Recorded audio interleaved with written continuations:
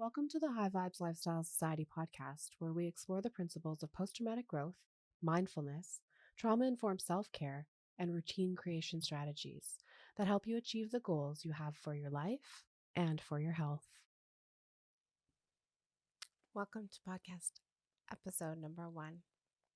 Today, we're going to talk about chronic wellness. So, chronic wellness is something that I've developed over the past couple of years as I've been dealing with a chronic illness. And I found that words really do matter when you're talking about yourself. And when you weave the word illness into a sentence that you use to describe yourself, what you actually do is you start to subconsciously affirm that identity, that chronic symptom um, that you're experiencing. You start to sort of absorb that into yourself because that's how you're describing yourself. So, what I decided is not to do that, not to identify as chronically ill, because that is exactly what I'm trying to avoid, right? I'm not trying to drive myself into a life of illness. I am constantly trying to cultivate health and wellness for myself. So, just changing the language around that, I didn't feel like identifying as chronically ill. That just didn't sit right with my values once I adopted a post traumatic growth lifestyle. So, what adapting this um, way of thinking has given me is chronic wellness gives me the opportunity and ability to make small daily steps forward. In spite of the chaos in my life, I could find space for choosing wellness, right? Um, and the more often I identified as chronic wellness and seeking chronic wellness, I found more wellness because I'm searching for wellness, not identifying as chronically ill. So, um, I am new to the chronic illness world as far as some other people who are dealing with conditions that are much, much longer than I have been dealing with. But for the past 2 years, I've been dealing with complex chronic issues. Some of them stemming like complex PTSD stemming from experienced trauma, as well as I have some physical conditions that cause significant amounts of pain, and I am sometimes in pain for um, a long time. I've had pain cycles last up to 42 days in the past. So, and when you have chronic illness, you often have more questions, and you kind of, as you uncover all the layers of chronic illness, you sort of uncover more questions than you have answers for. So it becomes really, really, really frustrating, and having these compounding symptoms coming at you and trying to search for um, answers. So I had to then decide what I was going to do while I waited. Because in the medical system, you're waiting for a long time. Um, I was to the point where showering wasn't happening for me as often as I would like, just due to pain cycles and all of the things associated with anxiety, depression, and pain. So, from my bed, literally, I decided I was going to make changes and decided that I was going to focus on my health. And so I strategically put together a plan on how to do that, focusing on my health, mindfulness, um, nourishment, energy movement, and most predominantly, I guess, would be healing using post traumatic growth and actual trauma informed care. So, actually taking care of the pieces of unhealed parts of myself in really intentional ways while I waited. So, basically, finding everything that you can do, filling your own cup first, and just working and doing the pacing work, doing the work, the shadow work, the trauma work, everything that you need to do to get yourself situated to basically get yourself into the best position possible while you wait for the care that you're trying to receive. And then the third step that I took and I adopted in this process of um, finding chronic wellness for myself was the love yourself first method. Um, Basically, taking a really good chance and opportunity to take care of myself in ways that I hadn't before. Really, really deep central nervous system self care, taking a look at what self care is and what self care really isn't, and sort of where those lines were blurred for me as an individual. So, um, when I was at the point where I was searching and deciding and sort of looking for my health from my bed, I made a choice that I was going to go surfing in Tofino, British Columbia in late September. It was early October, actually. And I was literally from my bed. I didn't have energy. I was napping extra and literally just adrenal fatigue is really where I was at. So I spent 6 months increasing my energy and 6 months walking every single day. I did what I called fill your cup first. It's part of the love yourself first method that I used to reintroduce self love for myself in my life, in my healing practice. And what I did as the action for fill your cup first is I literally walked with my coffee cup. I filled my cup first thing in the morning and I took my first coffee for a walk.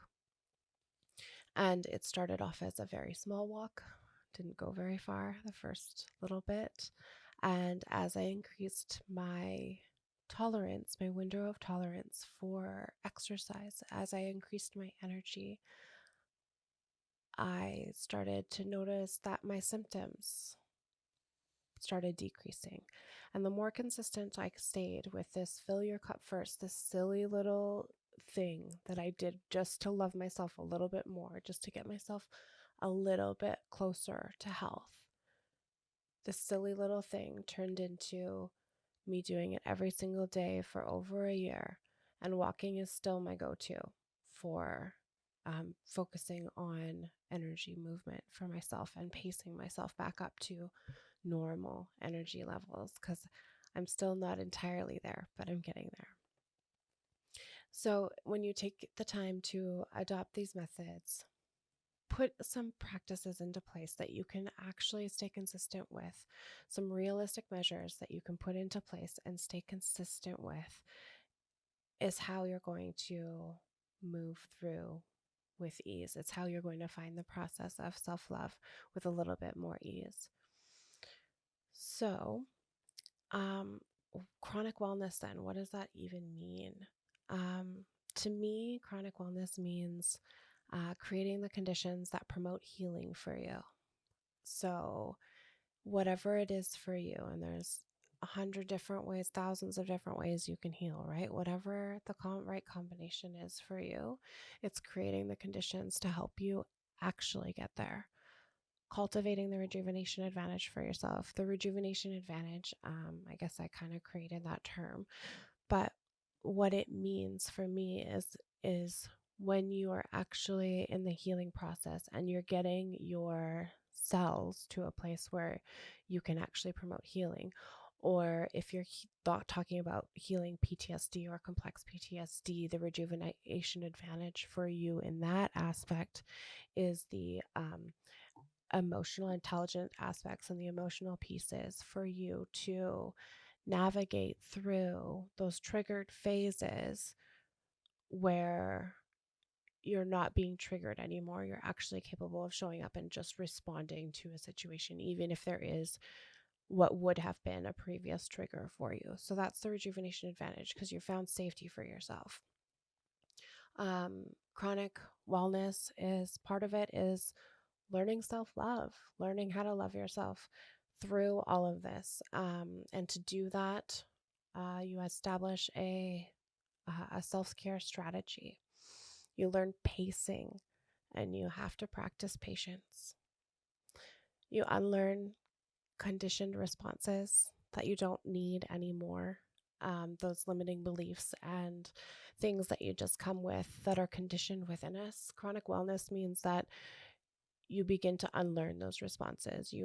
And then recondition the ones um, that you would like to have.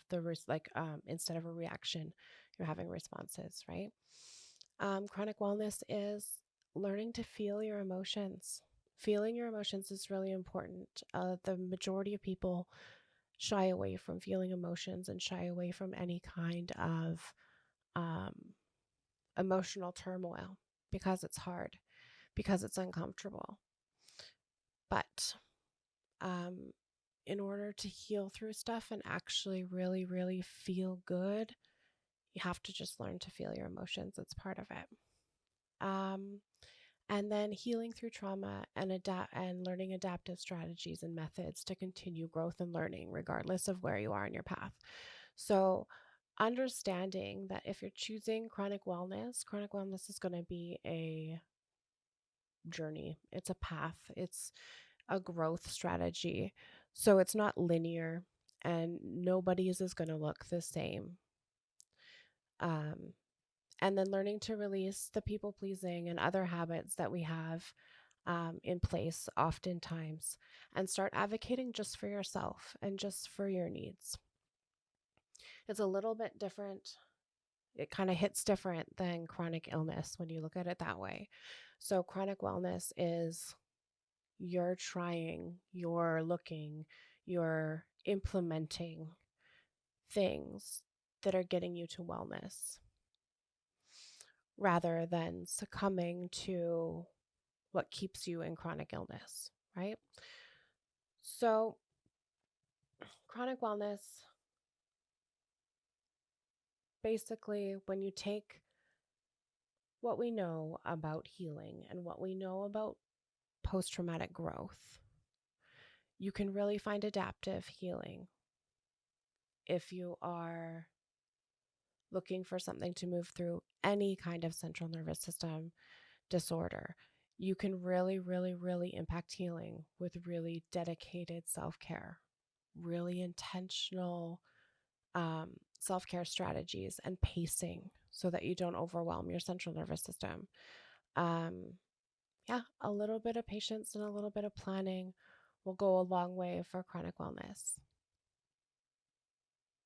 I So if you take the symptoms that you're already facing with chronic illness, right? And you just understand that they're going to be there anyway, and that you have a choice to start to do some of the things that you can do, that you can accomplish, it changes the game for you. It truly does change you from feeling as though you're stuck and you don't have any choices to feeling and knowing and cultivating adaptive measures for yourself, learning how to think differently, learning how to release limiting beliefs and possibly any of the things that are holding you back, and learning how to really, really, really just cultivate this chronic wellness for yourself, this lifestyle that creates the health that you so desire for your life. I hope this has been great and looking forward to seeing you next time. Thanks for listening. I hope you enjoyed this episode. Please take a moment to like and comment. It helps more than you think. If you would like to connect online, visit the High Vibes website at high-vibes.ca or on Instagram at high.vibes.society. See you next time.